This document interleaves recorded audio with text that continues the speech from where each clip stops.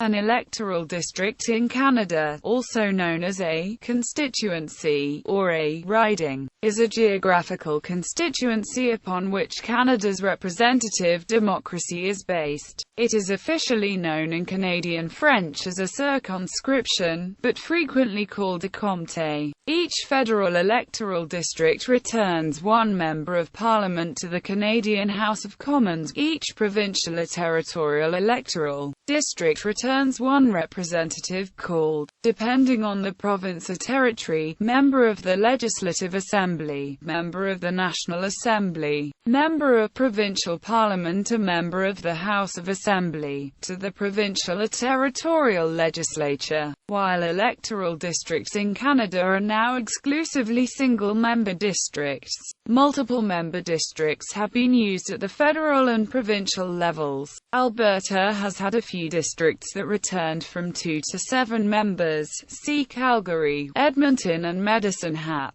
British Columbia had a mix of multiple-member districts and single-member districts until the 1991 election, and Prince Edward Island had dual-member districts until the 1996 election.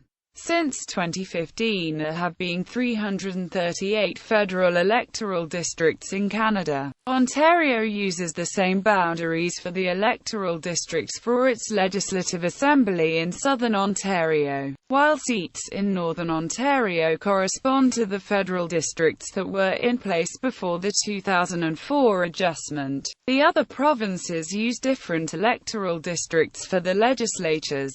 Ontario had separate provincial electoral districts prior to 1999. Elections Canada is the independent body set up by Parliament to oversee Canadian federal elections. Terminology. Originally, most electoral districts were equivalent to the counties used for local government, hence the French unofficial term comté. However, it became common, especially in Ontario, to divide counties with sufficient population into multiple electoral divisions. The Constitution Act, 1867, which created the electoral map for Ontario for the first general election, used the term ridings to describe districts which were subdivisions of counties. The word riding, from Old English *thrithing, 1/3, is an English term denoting a subdivision of a county. In some of Canada's earliest censuses, in fact,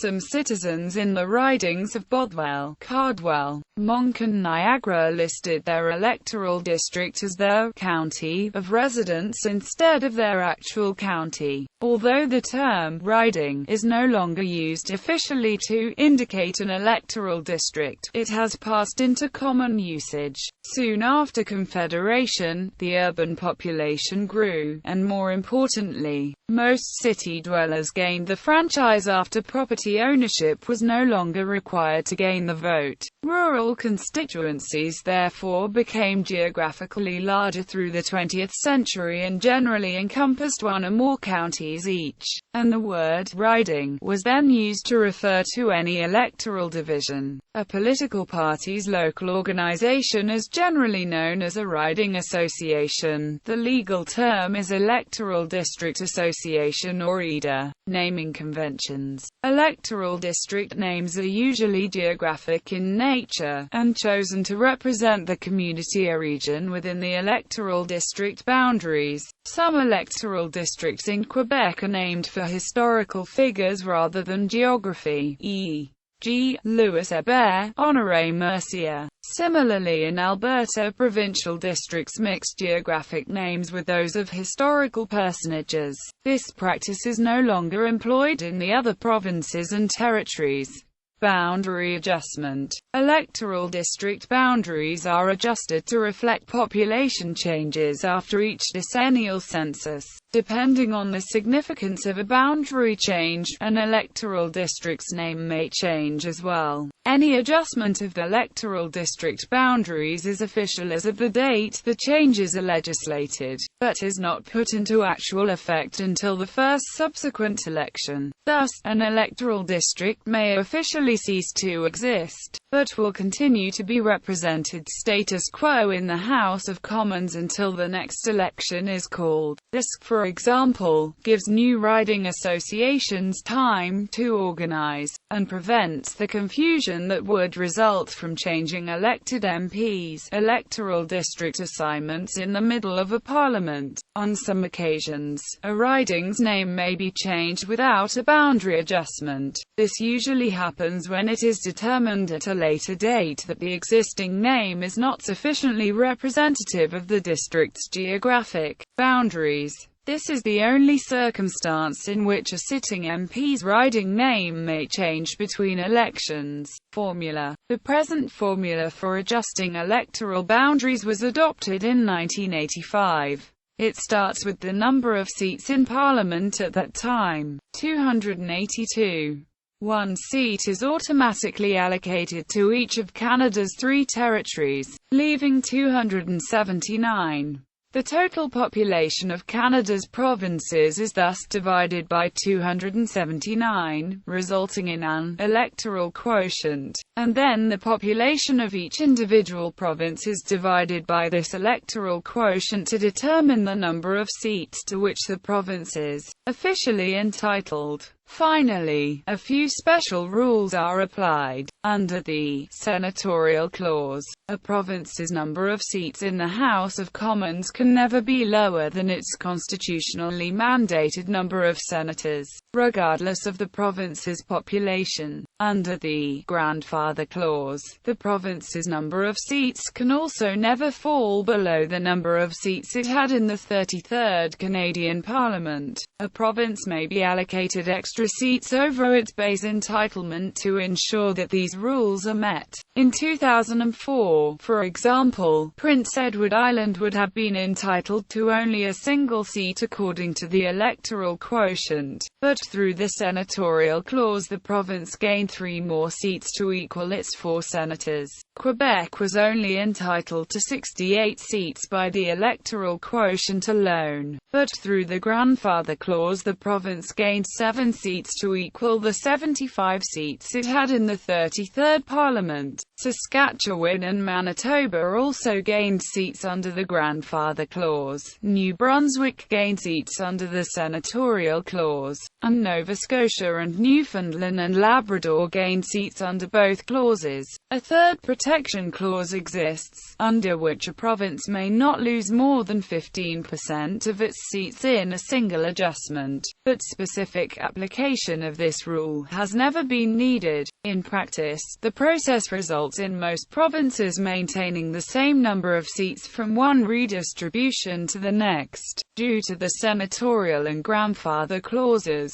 prior to the 2015 election, only Ontario, Alberta and British Columbia, traditionally the country's 3 fastest-growing provinces, had ever gained seats in a redistribution, and all other provinces still held the same number of seats that they held in 1985. The clause will thus only become relevant if one of those 3 provinces undergoes a rapid population decline, leading to a reduction in their seat entitlement in the future. The 2012 redistribution, which added 3 new seats in Quebec, was the first time since 1985 that any of the other 7 provinces has gained new seats. Some sources incorrectly state that a special provision guaranteeing a certain number of seats to Quebec is also applied. While such a provision was proposed in the failed Charlottetown Accord, no such rule currently exists. Quebec's seat allotment in the House of Commons is in fact governed by the same adjustment clauses as all other provinces, and not by any provisions unique to Quebec alone. In 2008, the government of Prime Minister Stephen Harper proposed an amendment to the process which would have given Alberta, British Columbia and Ontario, the 3 provinces whose electoral districts have an average size larger than those in Quebec, a total of 32 additional seats by applying Quebec's average of 105,000. The measure initially included only British Columbia and Alberta. Harper, later proposed an alternative plan which included Ontario. However, opposition then emerged in Quebec, where politicians expressed concern about the province losing clout in Ottawa if its proportion of seats in the House of Commons were reduced. Finally, 3 new seats were allotted to Quebec as well. The measure did not pass before the 2011 election was called, but was put forward again after the election. It was passed on December 16, 2011 as the Fair Representation Act, and resulted in the 2012 redistribution process.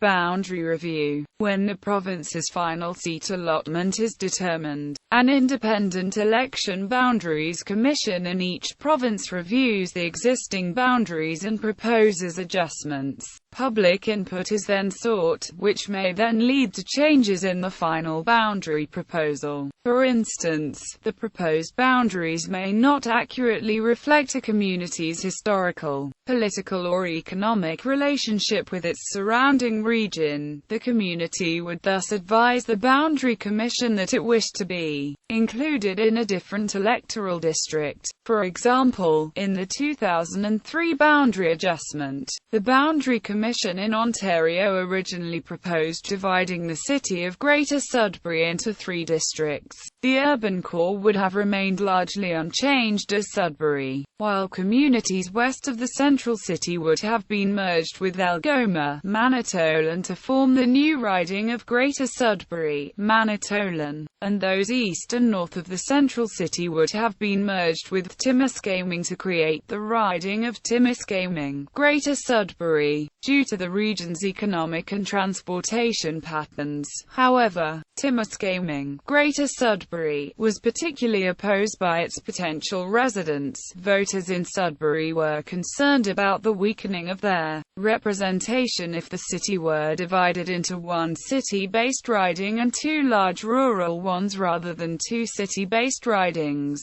While the Timiskaming district is much more strongly aligned with and connected to North Bay, to which it has a direct highway link, than to Sudbury. In a deputation to the Boundary Commission, Sudbury's Deputy Mayor Ron Dupuis stated that an electoral district must be more than a mere conglomeration of arbitrary and random groups of individuals. Districts should, as much as possible, be cohesive units with common interests related to representation. This makes a representative's job of articulating the interests of his or her constituency much easier. Instead, in the final report that was passed by the House of Commons, the Sudbury area's existing ridings of Sudbury and Nickel Belt were retained with only minor boundary adjustments, while the Timiskaming riding was merged with Nipissing. Despite the opposition that arose to the 2003 process, however, virtually the same tripartite division of the city was proposed in the boundary adjustment of 2012. Although due to concerns around balancing the Northern Ontario region's population against its geographic size, the Commission announced in 2013 that it would retain the existing electoral districts again. Similarly, opposition arose in Toronto during the 2012 redistribution process, especially to a proposal which would have divided the Church and Wellesley neighbourhood, the city's primary gay village, between the existing riding of Toronto Centre and a new riding of Mount Pleasant along the length of Wellesley Street. In the final report, the northern boundary of Toronto Centre was shifted north to Charles Street. Once the final report is produced, it is then submitted to Parliament for approval, which is given by voting on the report as a piece of legislation known as a representation order. From Canadian Confederation, the boundaries were defined by the Constitution Act, 1867. Boundaries for one or more electoral districts were updated in 1872, 1882, 1892, 1903, 1914, 1924, 1933, and 1947. Subsequent changes are known as Representation Order, and occurred in 1952, 1966, 1976, 1987, 1996 and 2003. Such changes come into force on the first dissolution of Parliament that occurs at least 1 year after its proclamation. For example, the 2003 Representation Order was deemed to be effective 1 January 2004, and came into force after dissolution of the 37th Canadian Parliament on 23 May 2004. Political issues. Because electoral district boundaries are proposed by an arm's-length body, rather than directly by political parties themselves, gerrymandering is not generally seen as a major issue in Canada. However, in 2006 the provincial government of Prince Edward Island was accused of gerrymandering after it rejected the Independent Boundary Commission's report and instead proposed a new map which would have seen the cities of Charlottetown and Summerside each gain 1 additional seat, with 2 fewer seats allocated to rural areas of the province. The alternate map gave every incumbent member of the governing party a safe seat to run in, while the original report would have forced some of the party's MLAs to compete against each other in nomination contests. The unequal size of electoral districts across Canada has sometimes given rise to discussion of whether all Canadians enjoy equal democratic representation by population. For example, the 4 electoral districts in Prince Edward Island have an average size of just 33,963 voters each, while electoral districts in Ontario, Alberta and British Columbia have an average size of over 125,000 voters each, only slightly smaller, in fact, than the entire population of Prince Edward Island. Conversely, pure representation by population creates distinct disadvantages for some Canadians, giving rise to frequent debate about how to balance the population size of electoral districts against their geographic size, whereas urban districts, such as Toronto Centre, Vancouver Quadra and Notre-Dame-de-Grâce, Lachine, may be as small as 50 square kilometres or less. More rural districts, such as Timmins, James Bay, Abitibi, Bay James, Nunavut, EU of Desnethé, Missinippi, Churchill River may encompass tens or hundreds of thousands of square kilometers in size. Thus, while Canadians who reside in major urban centers typically live within walking distance of their federal or provincial representatives' constituency offices, a rural resident may not even be able to call their federal or provincial representatives' constituency offices without incurring long-distance calling charges. Further, a rural politician who represents dozens of geographically dispersed small towns must normally incur much greater travel expenses, being forced to drive for several hours, or even to travel by air, in order to visit parts of their own district, and may even need to maintain more than one constituency office in order to properly represent all of their constituents. In Ontario, for example, the highest annual expense budgets among members of the Legislative Assembly of Ontario are consistently filed by the representatives for Timmins, James Bay, and Kenora, the province's 2 largest and northernmost electoral districts. Both must spend far more on travel to and from Toronto, travel within their own ridings and additional support staff in multiple communities within the ridings than any other legislator in the province.